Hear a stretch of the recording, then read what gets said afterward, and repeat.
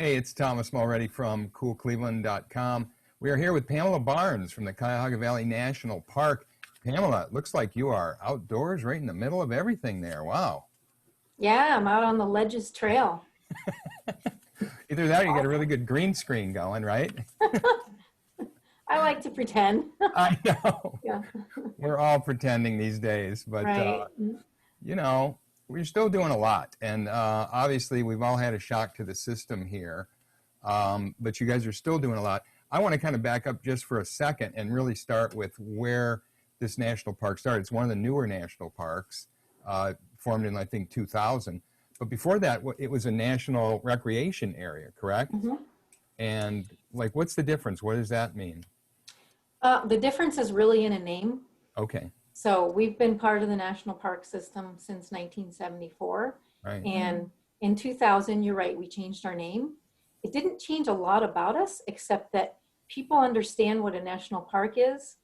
Trying to describe an area or a national recreation area is a little bit harder for your brain to understand.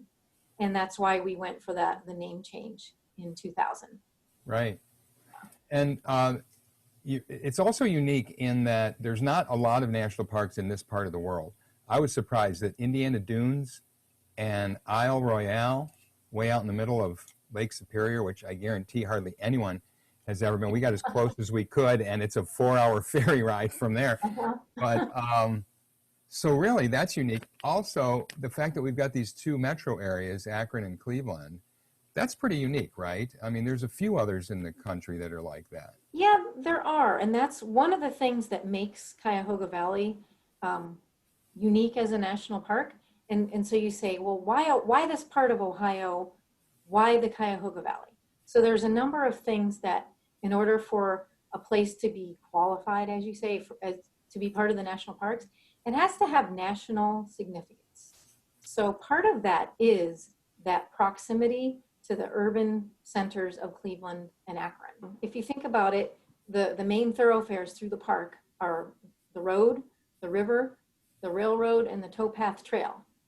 So it's a daily commute for some people. We know a lot of people could commute from home to work and take a different route, but there's something about driving through Cuyahoga Valley and seeing scenes like remotely, virtually standing in right now. That's kind of a calming effect on Right. your morning and afternoon commute. So let's talk about some of these because not all of them are open. Some of them have been closed because of COVID. But you mentioned the towpath trail. That's great. Anybody can still ride the trail, Totally walk it. open, accessible. It is one of our most popular places to visit. And just this past weekend, we started experiencing what we do every spring and summer is bicycle crashes on the trail. So it's that time to remember if you're going to dust off your bicycle, remember how to be safe, wear your helmet, tell people that you're passing. And we just in the last few months, we instituted a 15-mile-an-hour speed limit on the towpath trail. And you're recommending the 6-foot distancing as well. How do you guys feel about masks when people are out on the trails? Is that recommended also? We do recommend that people follow the CDC guidelines. We're not going to mandate it or anything. Our staff do wear masks. And if you are talking to a ranger, we've got them set up to where they're going to be making sure they're staying 6 feet away from visitors and they're wearing a mask. Some of the things not open, Happy Days Lodge, which is a great place for a concert. Not quite ready for that yet, obviously. Right. Any of the indoor venues are not open at this time. And it's kind of unfortunate to think about. We have a nice brand new visitor center, the Boston Mill Visitor Center. We just opened it last October, and it is not open at this time. Canal Exploration Center is not open. And any place where you need to have an indoor gathering is just not available. Right. Yeah, we happened to be there when the Boston Mill Visitor Center was open that very morning. You had all kinds of celebrities there and politicians and people from Washington. And you look around and you go, wow, I mean, there was Secret Service there. It was like, you can tell who the Secret Service, because they're not usually in the park. And it's like, wow, this is a national thing, man. It's a national park. And it's a beautiful, beautiful, the exhibits, the whole history. So when it does open again, I don't even know how many people are aware that it's there. You know, we publicized it, but it's not to be missed. And again, once it's open, for now, of course, it's not. So instead of the Boston Mill Visitor Center, you guys are sort of being very creative and pivoting and doing and bringing it sort of to the people, right? You talked about setting up a visitor center, a virtual visitor center in the parking lot, basically, where you've got your rangers out there, where the people are. So the main one is in the parking lot of the Boston Mill Visitor Center. We're actually using the train boarding station since the train is not running. Right, So it's right. a covered area. That's right. Yeah, so we've set it up. It's pretty obvious what the one-way traffic is. So when you pull into the parking lot, you'll see the yellow boarding station, and we put some chalk on the sidewalk to show you which way to go, you know, in order to wait your 6 feet apart from the next visitor if you would like to talk to a staff person. So there'll be park rangers there. And also, just this past weekend, the Conservancy for Cuyahoga Valley National Park did open the retail section of the visitor center. So it's just that the main room, when you go in the visitor center, you can go in and purchase some gifts from the gift shop. T-shirts, water bottles, some really nice selection. And so we're really happy that the Conservancy could open that up this weekend. Right. Other places where you will hopefully have the chance to talk to a ranger are at most of the parking lots that are very popular, like Brandywine Falls, the Ledges, maybe some of the places where you get on the towpath. So we have some of our rangers who they would normally be leading ranger-led hikes or doing talks or doing activities with children. So none of those things are happening at this time. So they're kind of like little mobile visitor centers set up in the parking lot. One, it might be to help you find another place to go if the parking lot you've come to is closed and full. So there'll be a friendly ranger to help you figure out how to have the best visit. And they'll also be there to answer questions. One thing that's really cool, we're seeing a lot of people that are new to visiting Cuyahoga Valley, maybe new to visiting a national park in general. So that's why we thought it was really important to get this uniform out there where the people are and to make sure people are having a positive experience. You also, some of the things are not changed. You can still bike, you can still hike. How has hiking changed? Because some of the trails are a little narrow. Is there new protocols now? Are there one-way paths? How does that work? Yes, so some of the trails are loops. So if it is a loop trail, we're asking you to go clockwise. Gotcha. And I don't know how many people still use a clock with hands on it. So there are some signs out there to help you. And it's just a way to help us think about how you can keep your distance and be able to travel on a loop trail. It cuts down your chances of meeting another person coming the other direction. Right, right.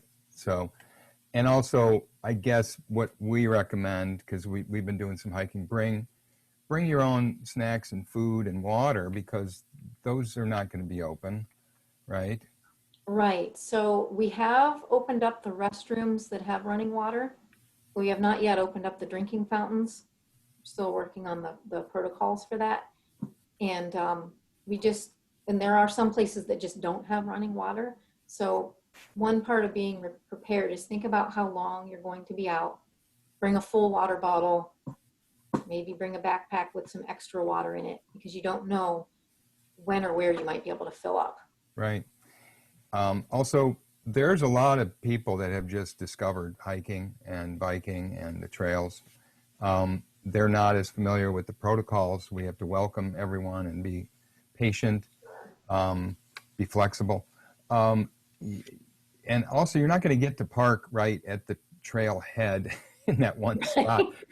That parking lot might be full. You might have to move down the road a little ways and hike back in, right? I mean, some of that is, it's just not going to be like it was 2 months ago.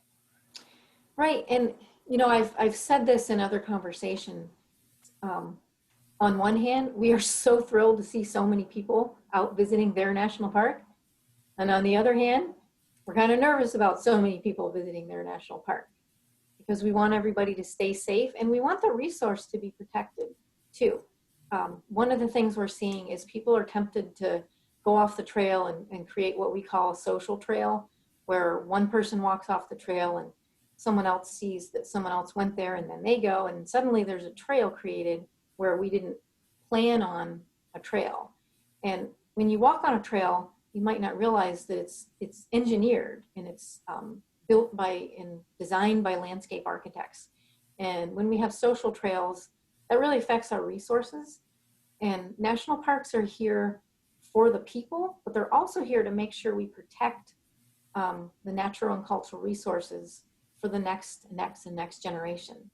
And we kind of need people's help in order to do that. And we need people to stay on the trail and park in a designated parking spot. So parking outside of a parking spot may get you your car damaged, may get you a ticket. Also might get your car stuck in the mud too. Yeah. So you have a better experience if you park where it's legal to park. Right. And that's not always the most convenient these days because it's very regulated. It's not just pull over and park in the ditch over here, you know. The old saying was leave no trace, still holds up. And I'm not sure that everybody remembers that either. But, you know, pack it in, pack it out. Whatever you need, take with you and take it back out with you, every little bit of everything.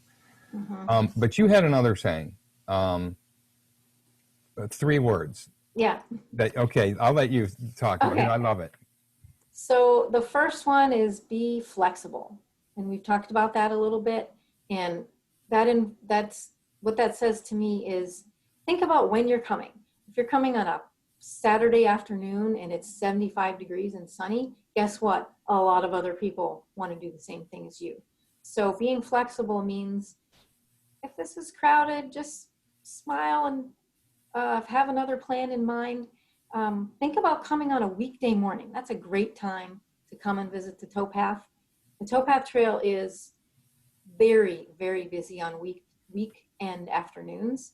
So think about when and where you come to the park. The second is be prepared.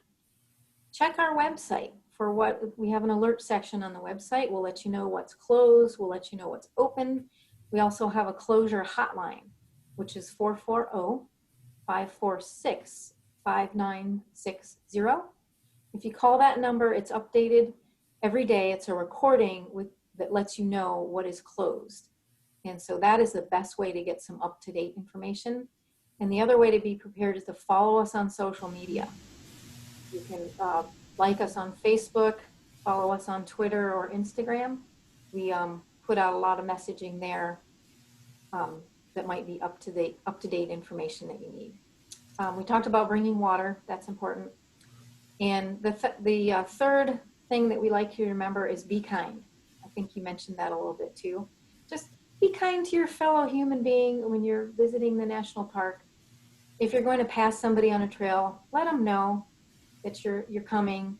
And if you're being passed, just kind of step over to the right a little bit and just give people some extra grace. They might not be as well versed as you as in visiting a park. And also, if you have questions, find that ranger in a uniform, and don't worry about if you don't know the answer. There's no such thing as a dumb question. So ask questions if you need. The other part of being kind is stay home if you're sick. Follow all of those CDC guidelines. Be kind to the resource by leaving everything in its place. Take photos of the flowers and don't take the flowers home with you. And please pick up after your pets. Bring some, if you have a dog, bring some bags to pick up after your pet and take that with you or drop it in the nearest trash can. Yeah, All these are great suggestions, and it's just common sense, but it's funny how people, they just haven't been. They think they're in their own backyard or something. So it's all new to a lot of people, and that's a fabulous thing. So we welcome everyone. Pamela, thank you for taking some time here. I love your backyard. We're so proud of the national park here. We write about it all the time in CoolCleveland, and it's a huge resource. And if people haven't experienced it, now is really a fabulous time. It's a great time of year right now. The plants are all coming out. The trees are looking beautiful. The winter was cool because you could see through all the trees. All the leaves were gone, and you could see vistas that you normally don't see. But now they're starting to come back, and I would say come back in every season. exactly. If you're lucky enough to live close to the national park like we do, I would say it's got a different personality in every season. Yeah. And if you just visit a place in the park where you haven't before, pick up one of our maps and find a new place to go. If maybe that one place that you know of in the national park might be very crowded like Brandywine Falls, make it a point to find something new. And you mentioned that it's my backyard, but it's America's backyard. All of these national parks belong to all of us. And that's what I want you to remember is this is not my national park, it's yours. It belongs to all of us. So best of luck. Hope to see you out there on the trails, and thank you for taking some time here, Pamela. Thank you. Thank you so much. Come on out and visit us. Thank you. It's Thomas Mulready from CoolCleveland. Thank you.